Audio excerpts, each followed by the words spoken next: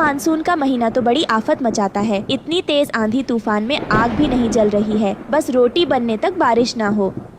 हिमालय जंगल के आसमान में काले काले बादल छाए हुए थे। ऐसे में रानो चिड़िया बार बार चूल्हा जलाने का जतन कर रही थी, लेकिन तेज आंधी तूफान चलने की वजह से चूल्हा बुझा जा रहा था। तभी बहुत जोर की बारिश शुरू हो जाती है और जंगल का हर एक पक्षी अपने अपने घोंसले में होता है। तभी हरिया काका टुन्नू चिड़ा से कहता है ऊपर वाले, आपको भी अभी बारिश की आफत लगानी थी। बेचारे किसान पक्षियों ने खेतों में नारियल के पौधों की खेती करी है। बेचारे सब के सब बारिश में भीग रहे होंगे। अरे और टुन्नू देख, बारिश के साथ ओले भी बरस रहे हैं। अरे घर चल, बारिश थम जाएगी तो आ जाएंगे रोटी पानी खाकर घर से। हरिया काका, बादल इतनी जोर जोर से गरज रहा है, लगता नहीं है कि बारिश रुकेगी। अगर खेतों में पानी भर गया तो सारी की सारी नारियल की फसल बर्बाद हो जाएगी। बड़ा नुकसान हो जाएगा इस बार किसी भी हालत में मुझे अपने घर को पक्का करवाना है और मेरी सारी उम्मीद इस नारियल की खेती पर ही निर्भर है। आप जाओ, मैं खेतों में नाला बना कर आऊँगा, आपके भी बना दूंगा ताकि पानी पास होकर नहर में चला जाएगा।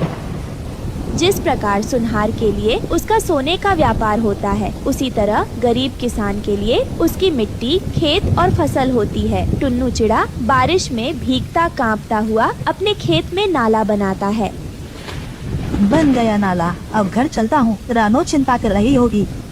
तभी बहुत से पक्षी बारिश में भीगे हुए नारियल के पेड़ों पर आकर बैठ जाते हैं, जिससे एक नारियल टपक कर नीचे गिरता है, जिसे लेकर टुन्नू चिड़ा घर आ जाता है, जहां बारिश का पानी रोकने के लिए रानो और उसकी बेटी गुड़िया बर्तन ली खड़ी थी।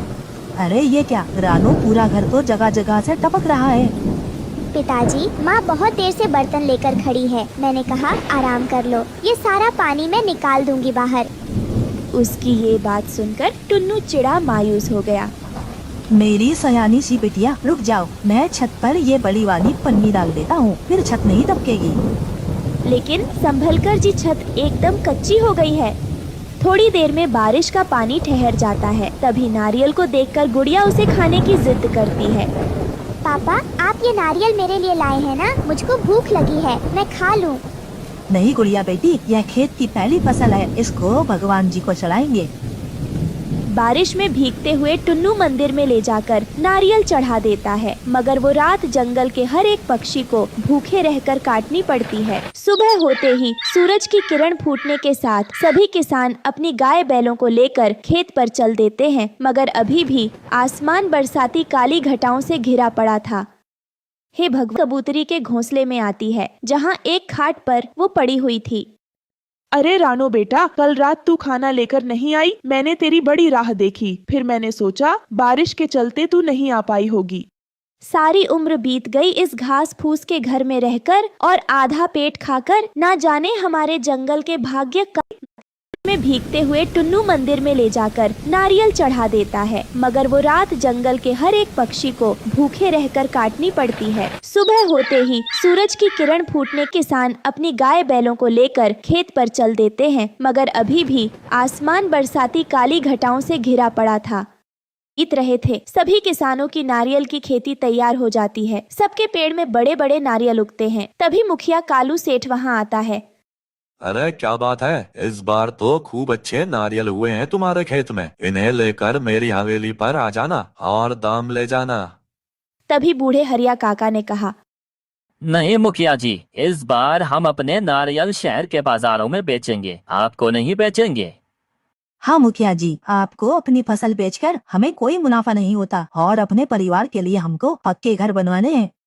यह सुनकर मुखिया कालू सेठ खेत में से खिसियाकर चला जाता है और अपने आदमियों से कहता है, ओए सुन, आज बांध का सारा पानी इनके खेत में छोड़ देना। मैंने इनके नारियल के खेतों का नाश नहीं मारा तो मेरा नाम कालू सेठ नहीं है। सभी किसान ने अपने फसल की पहली उपज का नारियल मंदिर में चढ़ाते हैं। उसी रात मुखिया का आदमी पूरे बांध का पानी बहा देता है और ऐसे में बारिश का कहर भी पूरे गांव पर टूट पड़ता है। उस दिन लाडो चिड़िया का लगन भी था और वो आंधी तूफान कई घरों को तबाह कर देता है। अरे पक्षियों, भागो यहाँ से, पूरा जंगल बाढ़ की चपेट में आ गया है। फिर सब जगह अफरा तफरी मच जाती है। सब पक्षी अपने घरों से उड़ते हुए मंदिर में इकट्ठा हो जाते हैं। सब कुछ तबाह हो चुका था। सब सामान बारिश में बह रहे थे। कई दिन बगैर खाए पिए बीत जाते हैं, लेकिन बारिश बंद नहीं होती। है ऊपर वाले दया करो, अरे कुछ नहीं बचा। घर बाहर से लेकर खेत खलियान सब नष्ट हो गए। धीरज रखिए काका, सब ठीक हो जाएगा, आप घबराए नहीं। यह सुनकर गरीबी से हारा हुआ बूढ़ा हरिया तोता बिलखते हुए बोला, अरे ऊपर वाला होता तो ये तबाही आती क्या? रानो बेटा, हम गरीबों के लिए कोई चमत्कार नहीं होने वाला। हमें तो अपनी हड्डियां गलाकर कमाना खाना है। अरे कभी ये मुखिया हमारा हक नोच नोच कर खाते हैं, तो कभी ऊपर वाला हम किसानों को बारिश की मार मारता है। कई दिनों तक बारिश के कहर में भूखे रहने की वजह से सबके चेहरे एकदम मुरझा से गए थे। तभी भूख से तड़पती हुए गुड़िया ने कहा, पिताजी, मुझे बहुत जोरों की भूख लगी है, खाना चाहिए, पेट में दर्द हो रहा है, 3 दिन से कुछ नहीं खाया। बिटिया सब्र कर, क्योंकि अभी अन्न का एक दाना भी नहीं बचा हमारे पास। पूरा गांव तबाह हो चुका है। धीरे धीरे करके सबकी आशा टूट रही थी। कई दिन इसी तरह बीत जाते हैं, मानो भगवान हिमालय के जंगल में रहने वाले पक्षियों की परीक्षा ले रहे थे। सब हाथ जोड़े आंसू बहा बहा कर बारिश के थमने की विनती कर रहे थे। तभी 1 सप्ताह के बाद बारिश थमने लगती है और पानी का भाव कम होने लगता है। लेकिन पूरा का पूरा जंगल तहस नहस हो चुका था। सब हिम्मत हार जाते हैं। अरे सब मिट्टी हो गया। देखो पक्षियों, हमारे घर ढह गए। एक एक सामान जोड़ा था, वो भी नहीं बचा है। ऊपर वाले, क्यों हम गरीबों पर बारिश करके हमारी परीक्षा ले रहे हो? अब बस करो, कोई चमत्कार कर दो। तभी रानो चिड़िया को नारियल देखकर उससे घर बनाने का उपाय आता है। टुन्नू जी, वो देखिए नारियल, क्यों ना हम उन नारियल से अपना घर बनाएं। इससे हम सब पक्षी इस बारिश से जरूर बच पाएंगे। भगवान ने हमें रास्ता दिखा दिया है। लेकिन रानो, भला नारियल का घर कैसे बना सकते हैं? वो तो टिकेगा ही नहीं। काश टुन्नू जी, कोई चमत्कार हो जाए जहां हम गरीब पक्षी चैन सुकून से रह पाते। दुख के मन से जैसे ही पक्षियों ने यह कहा, तभी सभी नारियल के पेड़ जैसे सूरज की सुनहरी किरणों जैसे चमक उठे और देखते ही देखते वहां पर बड़े बड़े नारियल के घर बन गए। अरे ये क्या, ये तो नारियल के घर है, वो भी कितने मजबूत हैं। कहीं मैं कोई सपना तो नहीं देख रही।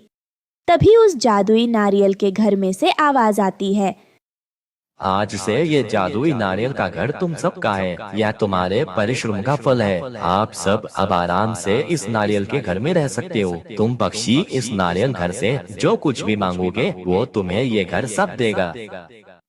अरे वाह, ये नारियल का घर तो कितना सुंदर है। इसकी दीवारें तो हमारी कच्ची घास फूस वाले घर से कितनी मजबूत है। हाँ रानो, क्योंकि ये जादुई नारियल का घर है, इसलिए ये मजबूत और बहुत सुंदर है। ऊपर वाले ने हमारी प्रार्थना सुन ली।